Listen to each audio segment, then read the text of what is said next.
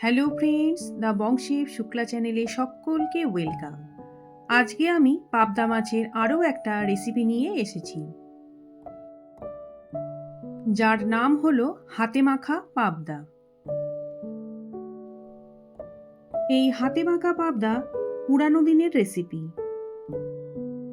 এটা বানাতে খুবই অল্প পরিমাণে উপকরণ লাগে আর খুব চটপট বানানো হয়ে যায়, আর গরম গরম ভাতের সঙ্গে খেতে অসাধারণ লাগে। তাহলে চলুন আজকের এই হাতে মাখা পাবদার রেসিপিটা দেখে নেওয়া যাক। প্রথমে আমি 6টা পাবদা মাছকে ভালোভাবে কেটে ধুয়ে পরিষ্কার করে নিয়েছি। এবার লবণ দিয়ে দিচ্ছি। পুরো রান্নাটা করতে যতটা পরিমাণে লবণ লাগবে, এখানে আমি একবারই লবণটা দিয়ে দিচ্ছি। হাফ টিস্পুন হলুদ গুঁড়ো দিচ্ছি।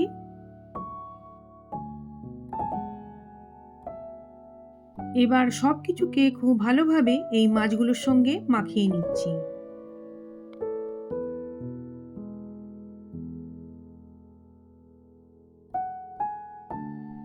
লবণ আর হলুদটাকে খুব ভালোভাবে এই মাছগুলোর মধ্যে মাখিয়ে দিচ্ছি।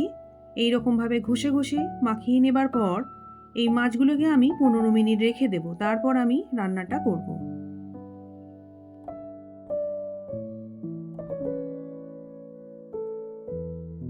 এদিকে আমি একটা মশলা রেডি করব, তো তার জন্য 2 টিস্পুন গোটা জিরে আর 1 টিস্পুন রাঁধুনি নিয়ে নিচ্ছি, আর একটা শুকনো লঙ্কা। এবার একটা মিক্সার গ্রাইন্ডার জারের মধ্যে এই মশলাগুলোকে ঢেলে দিচ্ছি। এর একটা পেস্ট বানিয়ে নিতে হবে। অল্প একটু জল দিচ্ছি, জল দিয়ে মশলাটার একটা পেস্ট বানিয়ে নিচ্ছি। এই রকম একটা পেস্ট বানিয়ে নিয়েছি। এরপর একটা ফ্রাইং প্যান নিয়েছি, তো তার মধ্যে আমি 2 টেবিল স্পুন সর্ষের তেল দিয়ে দিচ্ছি, আর হাফ টিস্পুনের মতন কালো জিরে দিচ্ছি। আর যে মশলাটা আমি বেটে রাখলাম সেটাকেও আমি দিয়ে দিচ্ছি।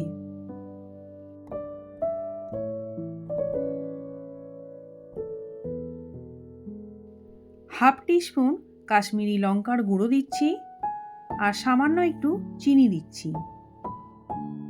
চিনিটা পুরোপুরি অপশনাল। আপনাদের যদি পছন্দ না হয়ে থাকে তাহলে চিনিটা আপনারা স্কিপও করতে পারেন।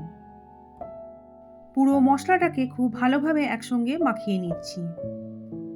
এরপর ওই মশলার সঙ্গে মাছগুলোকেও দিয়ে ভালোভাবে মেখে নেব।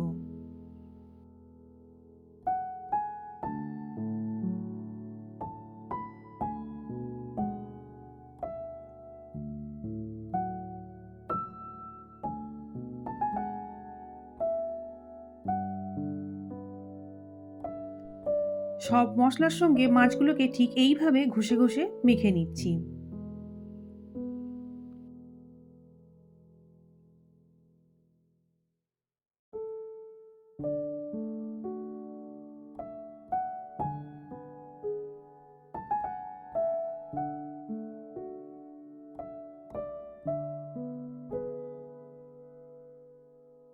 যে থালার মধ্যে মাছগুলো মেখে রেখেছিলাম তার মধ্যে যে লবণ আর হলুদটা ছিল সেটাও দিয়ে দিচ্ছি। এবার মিক্সার গ্রাইন্ডার জারের মধ্যে যে মশলাটা লেগেছিল তার মধ্যে একটু জল দিয়ে সেটাকেও দিয়ে দিলাম। এবার আরও একবার ভালোভাবে মশলার সঙ্গে মাছগুলোকে মাখিয়ে দিচ্ছি। আরও একটু জল দিয়ে দিচ্ছি।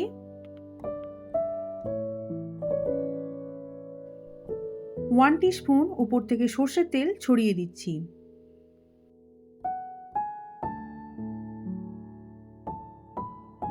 দুটো চেরা কাঁচা লঙ্কাও দিয়ে দিলাম। এরপর গ্যাসের ফ্লেমটা অন করে দিয়ে আমি এই প্যানটাকে বসিয়ে দিচ্ছি। ঢাকনা দিয়ে ঢেকে গ্যাসের ফ্লেমটা হাইয়ে রেখে 3 মিনিটের মতন আমি রান্না হতে দেব। 3 মিনিট পর ঢাকনাটা খুলে একটু হালকাভাবে নেড়ে দিচ্ছি। এরপর আমি গ্যাসের ফ্লেমটা লোতে দিয়ে দেব, আর মাছগুলোকে আমি ঠিক এই আস্তে আস্তে এইভাবে চামচে করে নেড়ে দেব। মাছগুলোকে কিন্তু উল্টাতে যাওয়ার দরকার নেই। উল্টাতে গেলে এই সময় মাছগুলো কিন্তু ভেঙে যাওয়ার চান্স থাকবে। সেই জন্য মশলাটা যাতে বসে না যায় সেই জন্য চামচে করে আমি হালকা করে মাছগুলোকে একটু নেড়ে দিয়ে আবারও ঢাকনা দিয়ে ঢেকে এটাকে আমি 4 মিনিটের মতন রান্না হতে দেব।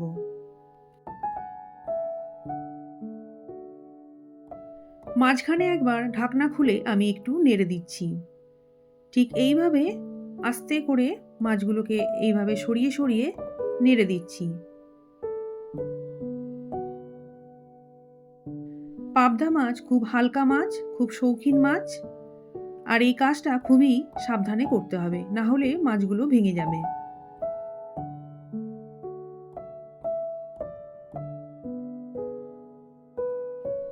চার মিনিট পর ঢাকনাটা খুলে একটু হালকা করে নেড়ে দিচ্ছি। এরপর আমি একটু গরম জল দিয়ে দেব। এখানে আমি 1.5 কাপের মতন গরম জল দিয়ে দিচ্ছি।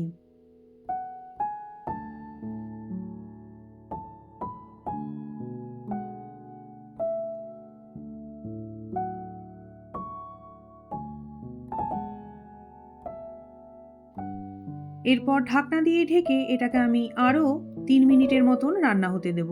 গ্যাসের ফ্লেমটা লোতেই রাখা আছে। 3 মিনিট পর ঢাকনা খুলে আরও একবার আস্তে করে মাছগুলোকে এইভাবে নেড়ে দিচ্ছি।